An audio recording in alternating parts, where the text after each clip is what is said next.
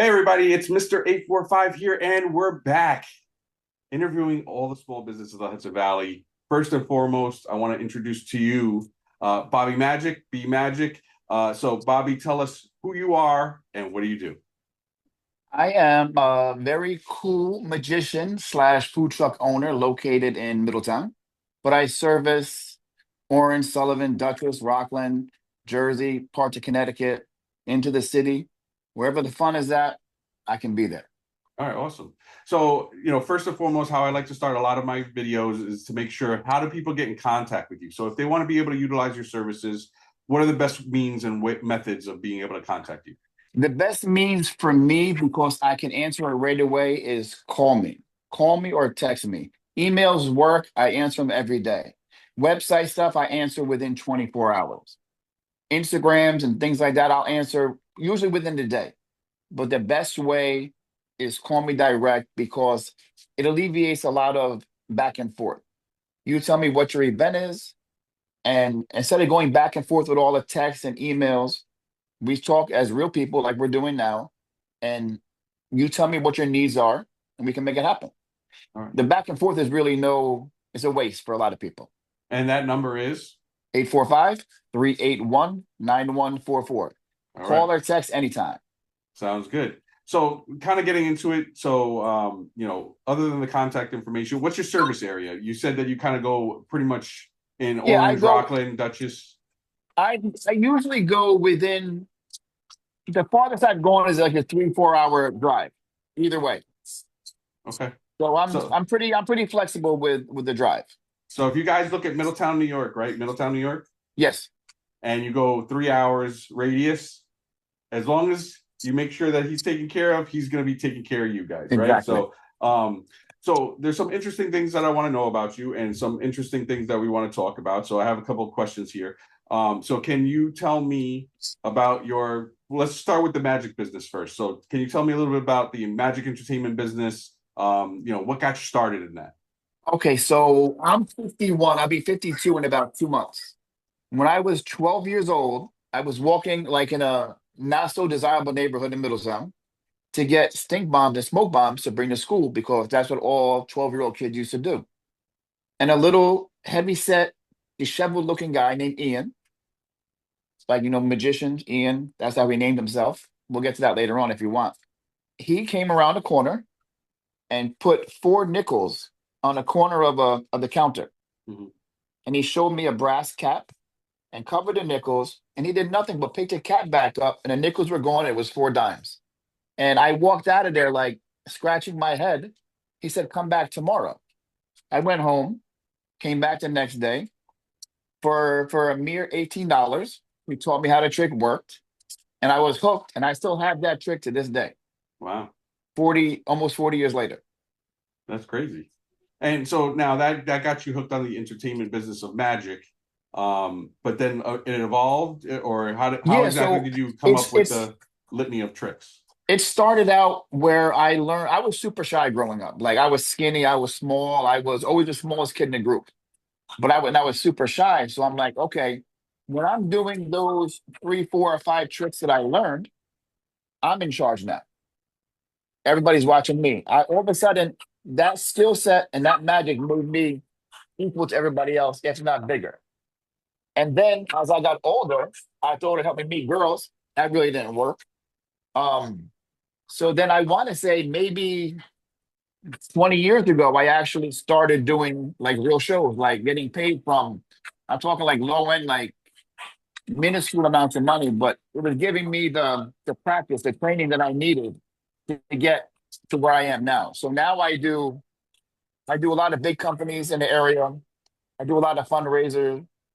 I do juvenile facilities for young kids, try to go in there and have fun with them and maybe change their lives. I do West Point. I've done a litany of different places. There's nothing that I really haven't or wouldn't do. Cool. And so, like, magic is kind of like the oldest trick in the book, if you will. No, no Yeah, pun intended, or maybe pun intended a little bit. yeah, a little Um, bit. but for magic, to take over your life in the sense of wanting to be a business owner, right? There's always that aha moment, right? That like as you were leaving high school, when did you decide that yes, I want to do this as an actual business? Wow, that wasn't until I was probably, I want to say, in my mid 30s. Before it was just in school, it was a hustle for lunch money. The three-card Monte game, and you know, or if I go to a bar, if I can do this, you buy me a drink. That's what it was. It was just a hobby that I had a little fun with. But Okay. then somewhere, I want to say I was doing something for somebody, and they were like, "Wow, would you be able to do that for a crowd? We'll pay you." And I'm like, "Okay." And it was a tiny little um interactive museum in Middletown, and I think they paid me like $150 for an hour-long show. I get Okay. a lot more than that now, but that's where it started. And then everybody, it just there was no real advertising. It was all just word of mouth. Yeah. And then I'm at where I'm at now today. Wow. And so that was your first gig? That was my first gig. I was maybe 34, 35. That was my first paid gig, Nice. and I And had probably done thousands since. and so now this isn't like the first job that you've ever had, right? But Oh this is the no, first gig in magic. yes, first Okay. paid gig, yeah. What was your first job, if you don't mind me asking? Maybe 3 blocks from where I learned my first trick at a pizzeria, Okay. making pizza boxes and taking out the garbage. Okay. I mean, see, And everybody has a humble beginning, right? But it's these cool things that kind of like bring you out, and then you have a hobby, and then you could actually turn your hobby into a way of living, right? So, one of the questions that I always ask people is, now I know that you kind of went through your story of how you transitioned from just being interested in it to eventually becoming someone that wants to do magic and why you did it. But um, when you were younger, was magic always the job that you wanted in life, or was there like what did you want to be when you grew up? for a short time, I wanted to be a ninja. I think everybody did when they were around like 12, 13 years old. Okay. Every time I tried to wake up and have my dad buy me a ninja suit at the end of my bed, it was never there. So uh, that, that chance of a job up. Okay. And I started working, like I said, I worked in a restaurant at 12, and the restaurant business is what really caught me. I mean, I did the military thing. I was in sales for a little bit. I was in the medical field for a little bit. But working with people in food, like face to face, that's allowing me to still do the magic, do the food. So when the magic didn't make any money, I'm still making money in the restaurant. So Okay. that's what my whole life has been: face to face customer service, interacting with people thing. Yeah. Uh, so as we kind of go through the magic part, right? So I mean, it's a part of kind of like what you do. And is this something that like people would when they book with you, do they have to book with you 3 months in advance, 2 months in advance, or is it I something wish I was where that busy. I wish I was that busy. Um, no, I would prefer, like a lot of people in a normal setting for the things that I do. Some people are 2 months out because it's a big event and they want to lock it in. okay, Well, they lock in maybe 2 weeks out. Some people are super schedule oriented and they want to book you as soon as they know they're having a gig. They want you there. okay, And then by the time it comes around, a million things have changed. But then you have a certain group of people that I love dealing with that I'm pointing to my couch that you can't see, but I came home one night from doing whatever I was doing. I sat on the couch. And this was during, I think Hanukkah time or Sukkah, one of those Jewish holidays. hmm And the guy called. It was like 8:30 at night. He said, "Do you make a magic show?" And I said, "Yes, sir." And he said, "How much?" And I gave him a price. He said, "Okay." I said, "When?" He said, "Right now." And I said, "Okay." So I went upstairs, told my wife, I said, "I'll be back in a couple hours." I went, got my clothes back on, put my shoes back on, grabbed my stuff, and went and had an awesome time. And that Well, happens several times with certain people. yeah, They last minute. It's last minute. So I'm always ready. I like right next to me is my box. In the car, I have stuff. I'm always ready to go. he's already ready to perform magic at the moment's notice, Exactly. and then he just I shows up to disappear. your That's it. event. Less without the smoke. I try to. Some people Yeah. don't like the smoke aspect of it, but Okay. So, I know that you what kind of went into a little bit of that you're a veteran. So if you don't mind, I just kind of want to like not transition into it, but I do want to highlight the fact that you are a veteran. So, and that's very important to me. A lot of my family members are veterans. So, so this is after high school, you left and you joined the yeah. service. So I graduated high school a little bit late because I had a hiccup in junior high school. No big deal. It's just a bad choice that I made. So when I left high school, I was just going from 18 to 19 years old, and I knew I didn't want to go to college. None of I'm the youngest of seven. Only one person in my whole family had a sister that went to college for like 2 years. Everybody else either worked in the trades or they had their own business. My father was a mechanic. I had a brother that did body work, and everybody had their own life. And I said, I'm not going to go to college and waste my time or money or somebody else's time and money. So I signed up for the army first. And then as I was getting ready to leave for boot camp, they were just putting a Marine in dress blues on a billboard. And I said, I want that. And through a couple of days of talking and working it out between the recruiters, I joined the Marine Corps in 1993. Wow. Thank you. Went to, no problem. It was a good time. I went to Paris Island, South Carolina for boot camp. After boot camp, you do like 28 to 30 days, like extreme training, like they call it combat training in North Carolina. Then you come home and you see your family for 10 days and you probably might never see them again. Who knows? So then they shoot me all the way across the country for school out in California. Finished my school. They sent me to Japan. I went and traveled the world, and I went to Singapore, Guam, Korea, Thailand, Philippines. I saw Iwo Jima where they raised a flag on top of the mountain. I went to the real actual place at the anniversary, had fun, learned a lot, saw a lot of people, got hurt, and came home. Okay. Well, So thank I'm you medically, again. no Yeah, problem. I'm medically retired, but proud Marine and never, ever, ever badmouth the Marine Corps. I would go back in a heartbeat if they let me. that's awesome.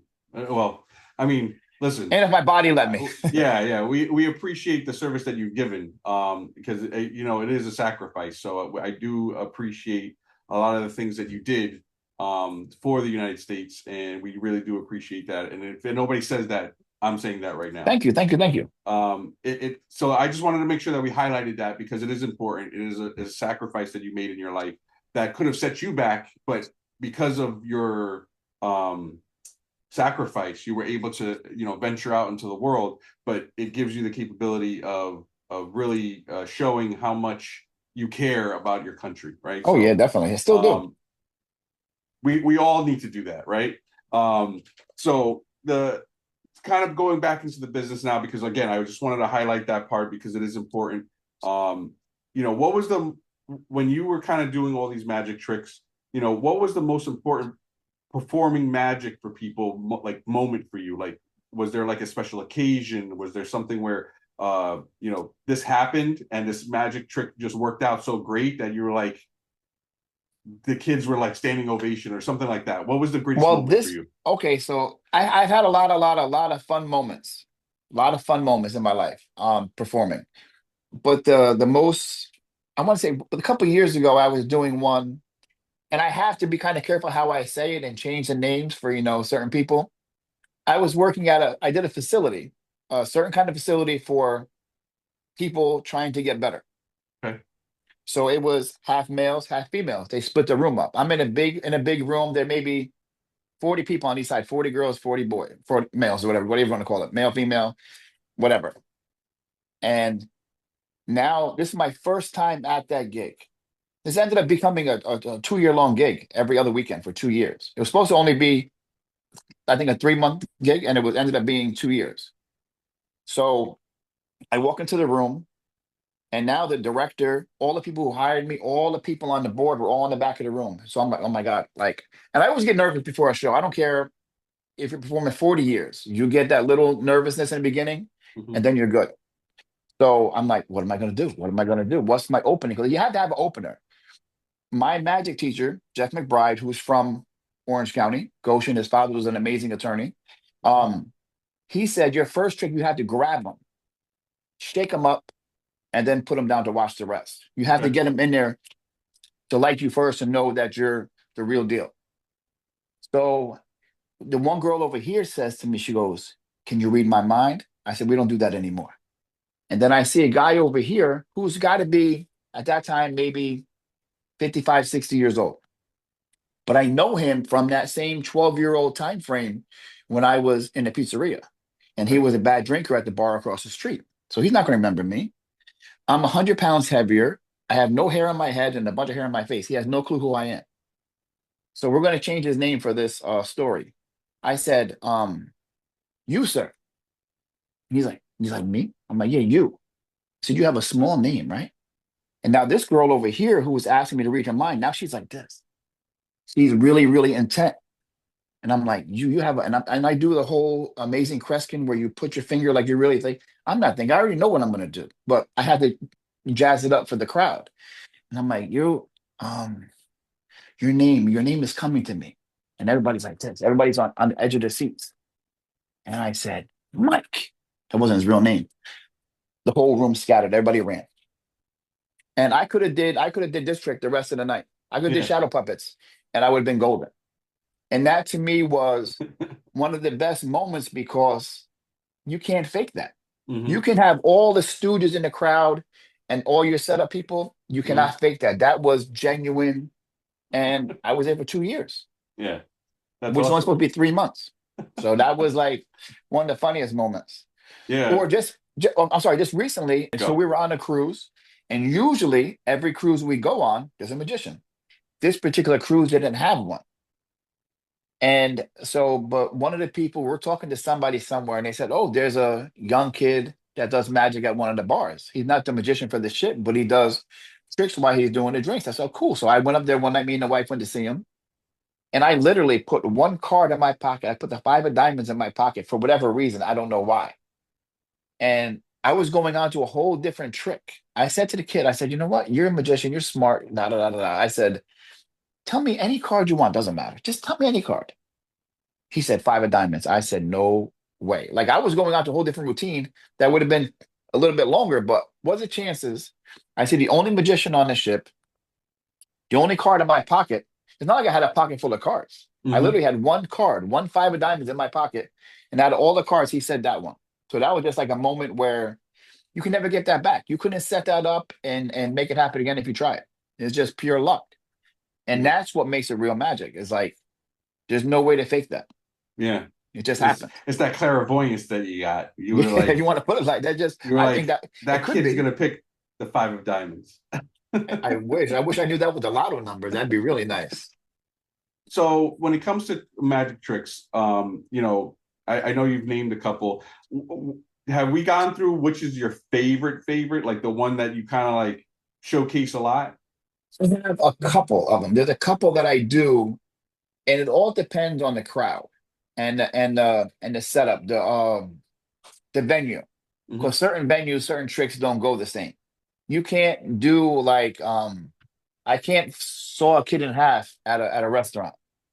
I Yeah, can't I don't let know if I that would can't go over well. yeah. I can't levitate a kid. So there's certain tricks that like on stage they do great. Up Hmm. close, no, and then vice versa. Hmm. So I have tricks where um you could name any card. I can give you the deck in your hand. I can give you the deck and you could tell me any card you want. And when we open that deck and spread it out, your card is the only one upside down. Five of diamonds. Hold on. If that comes out to be the actual card, I'm gonna Five of die. diamonds, you said? Five Yeah, of five of diamonds? diamonds. Can you see? Yeah, let's see. See that? Oh, One card upside oh, down, right? oh, oh, oh, oh. No way. No way. That's amazing. That's Thank you. awesome. So that's like one of my go-to ones, you know. That's one of the that one I do stuff where it happens in your hand. Hmm. Like it'll start in my hand, end in your hand. Taking watches, putting things in people's pockets, and the biggest one is I do one like when I used to work at the restaurant, it'd be like two people, like a husband and wife, somebody on the anniversary, some kind of something, or just a date, a first date. And I do a trick where you pick a card and you sign it, we put in the deck. You pick a card, you sign it, we put in the deck. Two different cards, two different signatures, two different parts of the deck. And I do a whole little, depending, like I don't really have a script. I just go off the vibe of the people. And Hmm. I'll say something silly, something stupid, something funny, or whatever. And when you now I put one card in her hand, one card in your hand. I say you do this. Now we're married, blah, blah, blah, blah, blah. And all of a sudden it's one card with both signatures on it. And Wow. so it's those same two cards, but now they're one and both Wow. signatures. That's a good message. That's a good message. And So what's that was what's during a wedding, or is that just like, I do it, I've done it during the weddings, I've done it anniversaries, I've done it on first dates, last dates, whatever. It's wow. just that now, so I tell people, I joke around, I say, you know what? If you take this home and put it under your pillow, it'll still be there tomorrow. But people keep it. Yeah. So do you know what it's like, 6, 7, 8 years later? Somebody sees you in the street or sees you in the restaurant and they're looking in their wallet to show you, look at, do you remember this? I'm just glad that you remember me from 8 years ago, Yeah. but that you kept that card in your wallet, or people have it at home, like stuck in the mirror on their dresser. Yeah, that was that And moment. that's, Yeah. yeah, and that's another thing. Like, or if I do a trick for you, and when you see like an old lady Hmm. curse, we're not going to curse today, but and she said the F bomb or the S word. Now I know, like, or when I walk away from a little trick and you're like, and there's people like, how did he do it? I don't get it. That makes me feel good. Yeah.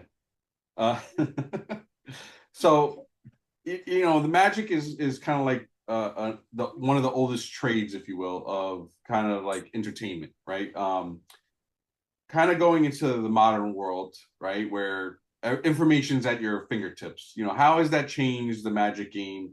Has it been harder to get book gigs? Has it been even more lucrative because of the fact that people still are amazed by magic? What have you seen in the Yeah, industry you right now? you are 100% right, because there's a lot of people out there now, like before, they always said that if you want to hide something, put it in a book, Hmm. because no one's going to read books anymore. I have volumes and volumes of books that I still read. And if you're noticing that people always think there's fake fingers or there's strings, you stay away from that and you go back to the old stuff that's so old that it's new. Hmm. Like people, so right away they're like, I tell people, like some people get offensive, like I know how you did that. Other people like, real, I'm like, no, you don't. And I shoo them away. And I said, then you don't think about it anymore. But you can't hide everything, because there's people out here that expose everything for likes and views. Hmm. And all you have to do is take that, what they think that is, that their perception of that trick, and just change a little bit, change the wording, change the performance of it. You're doing the same trick. There's nothing.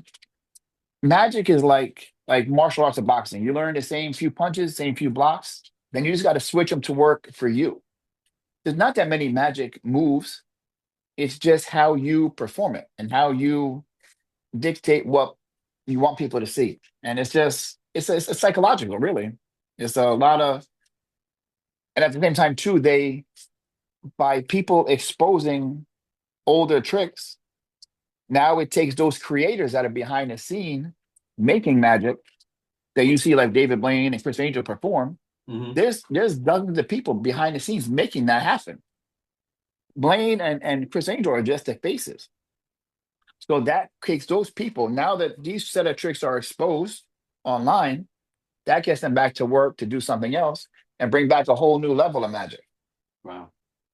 Yeah, I mean, yeah, that was going to be one of my lead up questions. Is like, if you had a celebrity, either done a trick for a celebrity, or actually have someone in the celebrity game that you uh, like admire, right, in Magic game. Have you entertained any celebrities? Are you allowed to say, Oh or yeah, I've done a few of the Yankees, okay, a couple New York Giants, New York Jets, like Otis Anderson, Stephen Baker, one of those tall, I don't know his name, the tall skinny catcher from the Yankees who's a announcer now or something like that. okay, Vita Blue. I've done a lot of sports players. Who else have I done big? I think the other names of people. A lot of sports players, but a lot of these people, I don't know who they are, but they're important people. They're famous, but they're not, to me, they're just regular people. yeah, But like when I go to like they have a thing for the Magic community called Magic Live. It's once a year in Vegas in August for like 4 days. And I got to perform stuff for he's passed away now. What was that guy's name? Uh, he would always say he would do a trick, say F you, it's magic. Like he was a funny comedian. Mm-hmm. Him, um, not Copperfield. I met David Copperfield. I never did a trick for him, but I did something for his number two guy.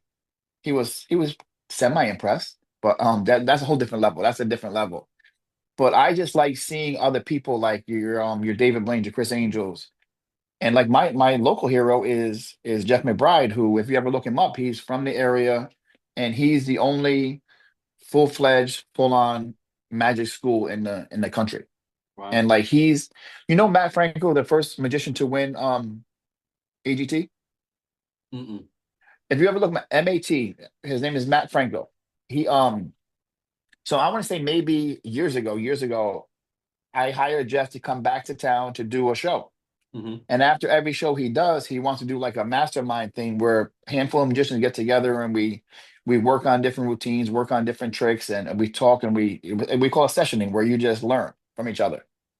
And that's when I met Matt Franco. I was like, and I shook his hand. I'm like, Yeah, you he get a won. vibe off of somebody? Yeah, he won America's Got Talent.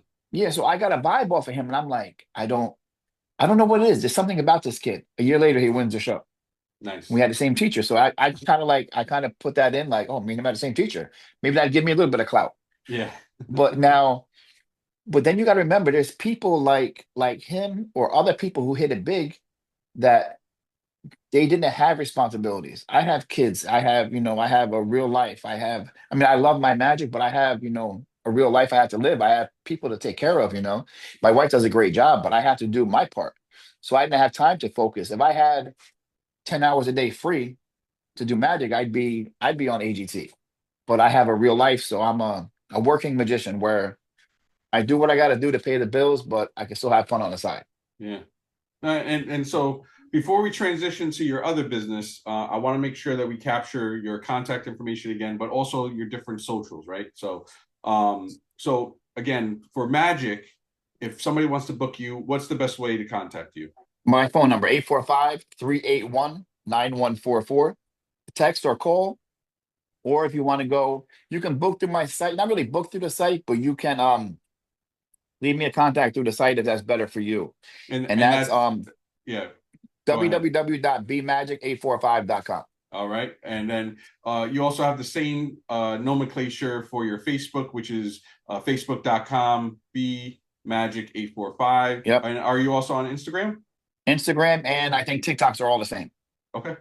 So, branding wise, you're the same across all boards, which even me Pretty as a much, yeah. marketing person, I rarely do because I have my Gemini personality. It's I'm a Gemini as well, so yeah, C Avengers or Mr. 845. You catch me on both. Anyway, so that's really important to make sure that people understand that the love of magic is still there, right? And that kids still love the entertainment business in that sense. So if they need to book you, make sure to give you a call, get lined up fairly quickly. Again, if you guys want to watch these videos, they come down the line on Facebook and YouTube around 12 noon every Wednesday, where you'll be seeing a lot of these different businesses, right? As we transition to his other business, now let's get a little bit more of what pays the bills on a day-to-day basis. I know that you have a food truck business, if I'm not mistaken, yes. correct? Okay, so let's transition into that. Tell us a little bit about kind of like what got you started. Okay, so I want to say maybe 12 or 13 years ago, my father passed away. So I had a decent tax return that year. And me and my father always went to hot dog cars together. For driving around, we stopped. And I said, you know what? Let me buy one. I think it was like $3,000 from a company up in Canada. And I said, I'm going to name it Hank's Frank. So my dad's name was Henry. His nickname was Hank. So Hank's Franks sounds better than like Bobby's Wieners or something. So it had a better ring to it. And then, so I bought the cart, it was a small cart, and I pulled it with a Honda Accord. I found a nice setup location, and I just taught myself the business. It's like I asked a couple older guys that were doing it, and then and it just expanded from. I had a little cart that you could wheel, like the ones you see in the city. Hmm. They call them dirty water dogs, but Yeah. my water's clean. My water's clean. Um, and it had like three bins, one for sausage and hot dogs, one for sauerkraut, and one for like chili and onions. And that was all I did. Potato chips and sodas. But I would work, I would do that during the day from like 10 to 3. I'd come home, I'd park it, I'd get changed my clothes, and I'd go work in a restaurant all night. And while I'm in the restaurant, in between tables, I'm writing down notes of what I can do. I'm talking to the chef about how I can make this, how I can do that, da da da da. And weekends, I would just, do magic. So at that point, I was doing the food truck during the day, magic at nights and weekends, and the restaurant. So I was doing okay. So I was able to divvy up my time really good. At that time, I didn't have my wife and I had two kids, so it was pretty flexible. It was pretty easy to do. But it just expanded, and then I want to say, I think last year I had that thing for 10 years. And what I learned having my son with me from 9 years old to 15 now, and then the fact when people find out, they were calling me Hank for years. I Hmm. said, no, that's my dad. Then when they find out the whole story with my dad, and now that, like, I didn't do it for the sob story, but people like the food, but now they like me. They say he's a real guy. He started this with his son for his dad, Hmm. in memory of his dad. So every time they say my dad's name, it's like, it's cool. Then my son remembers. My son was little when he passed. So it's just, and then the biggest part of it, besides being, a veteran owned and operated, the Marine Corps flag, the story about my dad, work on my son, you had that Sabret umbrella for Sabret hot dog, that blue and yellow. That's all you need. You can't mess up a hot dog. And then once people, I mean, there are and some people that can mess up a yeah, hot well, dog, yeah, you but got people that can mess up boiling water, but you know what I yeah. mean. But this is like when they see that, it's like there's you don't have that's 80% of your advertising is right there. They see that, and then as long as you give good customer service and good food, it's golden, man. Yeah. No, and it's great to hear that, you're not only naming the business after your father, but you're kind of maintaining his legacy in the sense of these are the memories that you scored with him Yep. while he was alive. So, it's those precious moments and memories that really carry you on through life to even pass down to your kids, Yeah, that's exactly. the what you would call traditions, if you will. Now, with the contact information of the truck, is that going to be all kind of like the same I have for the Hank Franks? I have another number. I just don't have it.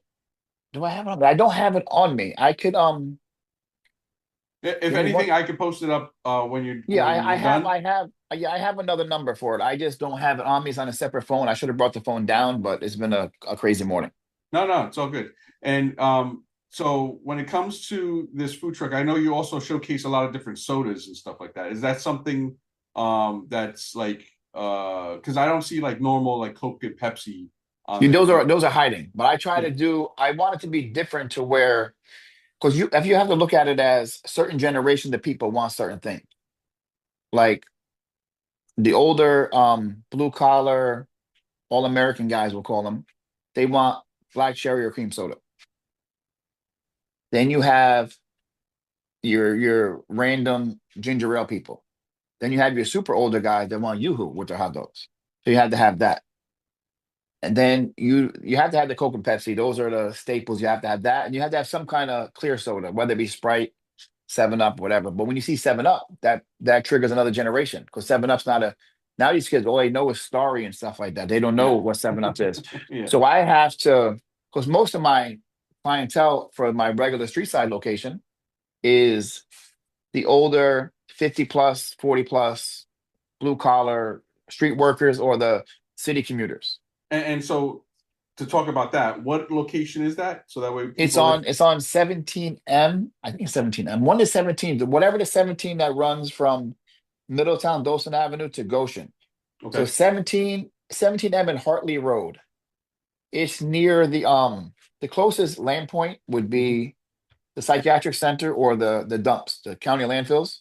Hmm. They're all on that same strip. Like if you were to Google, I want to say, okay, you can Google now and it's not going to mess up the video, right? No, yeah. It will. No, no, it won't. Okay, Google BMG Motors, Motorsports or something like that. Yeah. Go. B and BM Bravo BMG Mike Golf. Motors. Yeah, Motorsports or something. It's a motorcycle place. Let's see here, and that's in Middletown. Goshen, Yeah, Middletown, Goshen, whatever. So what did it say? 17 something, 17K or 17M? 17M. 17M and Hart. So the next crossroad for me is 17M and Hartley Road. There's Yep. real no street number, There's but like a 17. Smokers Heaven Yeah, outlet. I'm right next door. I'm right next door to them. Okay. In the lot next to them. So that way, at least, if people stopping by, they can say, "Hey, I saw your video, and I came to get a hot dog." I appreciate it. Yeah, no And it's problem. not just hot dogs either. What else you got? So when I was doing the cart, it was Hank's Franks because I only had the ability really to sell hot dogs and sausages. Hmm. But last year I bought my wife and I went and picked up one of those Vino's landscape trailers, Hmm. and we outfitted it with a full kitchen, a grill, steam table, fryers, everything. She did all the decorations, like logos and all the decals on the outside. She did, like, the cool little shirts, and she did aprons. She's a behind the scenes kind of person. But she made it happen. And then so I didn't want to lose the name, take away my dad out of it. So I now is Hanks Franks and more, because we do more than just, because I had to leave that. That's what people know me as for the last 12 years. Yeah, So I just said Hanks Franks and more. yeah. Branding is everything. So Yeah. the longer you can keep it, the better. So one, I want to make sure that people kind of understood kind of like where you are, what you did, and kind of like the hustle that you've been doing, right? And it's important because that's, as a small business owner, that's something that we have to do on a daily basis. I have a day job, and on the nights and weekends, I'm moonlighting as Mr. 845, and I kind of help with marketing. I help kind of like more people with cybersecurity on their socials, stuff like that. So it is something that people have to understand, that when you're a small business owner, the hustle is real, right? What I wanted to kind of get into in our final moments of this conversation is to see kind of like for you, what is your greatest big win? What is it that makes you feel you've been succeeding in this on a daily basis? Tell me kind of like, what's your big win, if you will? That I work when I want to work. I pick and choose where I want to go. I have freedom, but at the same time, my wife and I have a great dividing of responsibilities. And she's very regimented, very strong in what she does, and has a great job, goes to her job, comes home, does her part. And she's very structured. Like, she knows she's going from this time to this time. Me, I might be going we could both leave at 7 in the morning. She'll be home at 4. I might not be home till midnight. Mm-hmm. But I know, and I'll be up the next day doing it all over again. But I know that I do my part. That I know that when I come home and walk into that house or get in that car or that truck, that things are taken care of. The bill to pay. I'm not gonna become a millionaire or rich off of a food truck and doing some magic. But I know that I provide for my family, and I make things happen It's awesome. on my own terms. Yeah. Yeah. No, that's awesome. I mean, family for me and my side, I have a family of 6. So, And so do we. Exactly. yeah. So, and then I have 2 grandkids now too. So, Yeah, so do we. And one just left, one's still here. So, yeah, no, they're still young. They're less than 7. So, oh no, we got 9 and 2, almost 10. Almost 10 okay. and almost 3. Yeah. Yeah. Plus Uh, 26, 20, 18, 18, 18, and 15. wow. Yeah. And No, I I got mean, 6 dogs. We got to put that out there too, the yeah. Frenchies. So, That's a whole new thing that I'm yeah. doing now, apparently. Okay, wait. Before we go into it, so other than the big successes and kind of like that stuff, if somebody is in high school right now or they're in grade school and they are looking to become an entrepreneur, what is a good message that you could kind of leave them with, based on your experiences, based on your travels, based on everything that you've done?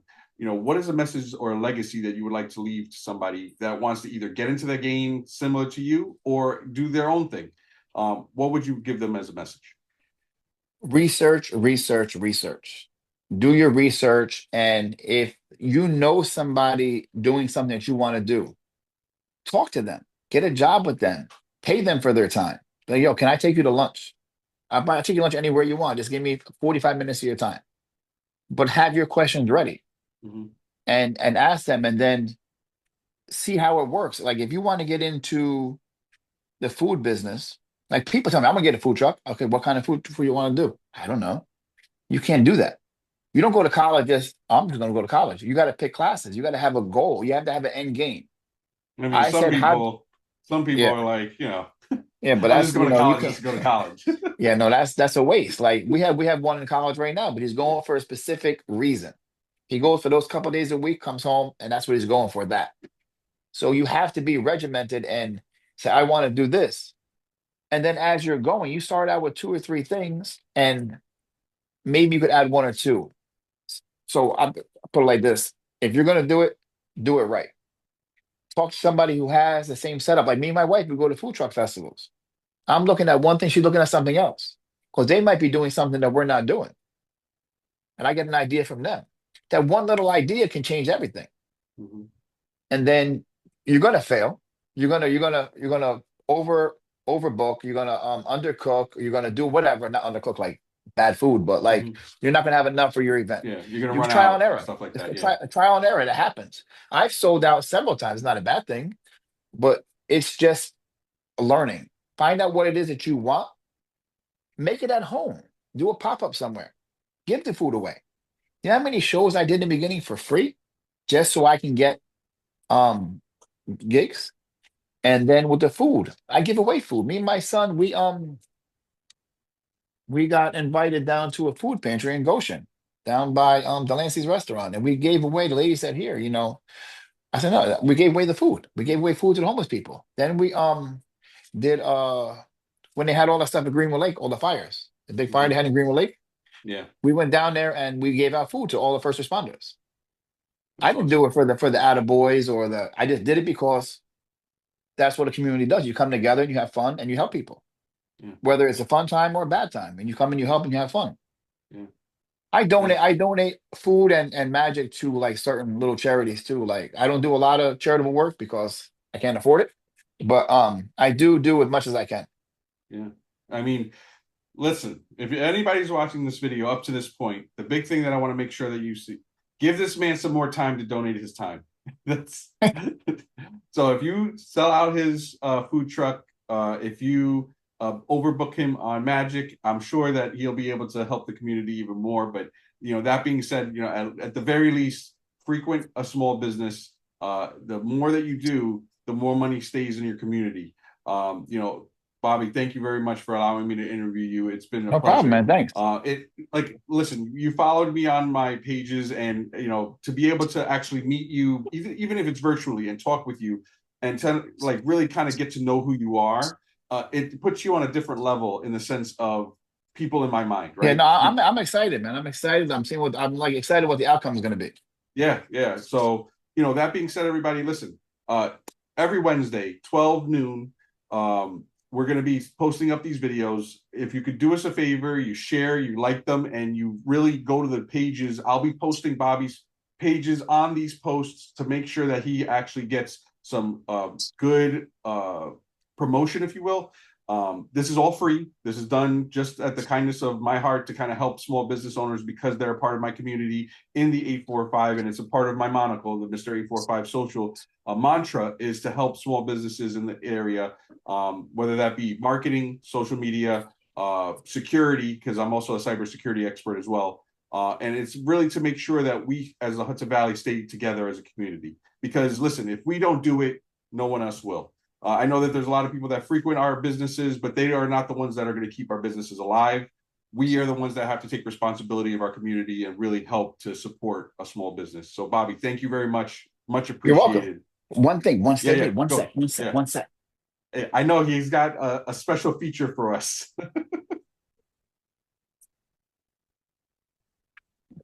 I heard he's got some cute little dogs. Little There he French goes. bulldogs. Yeah.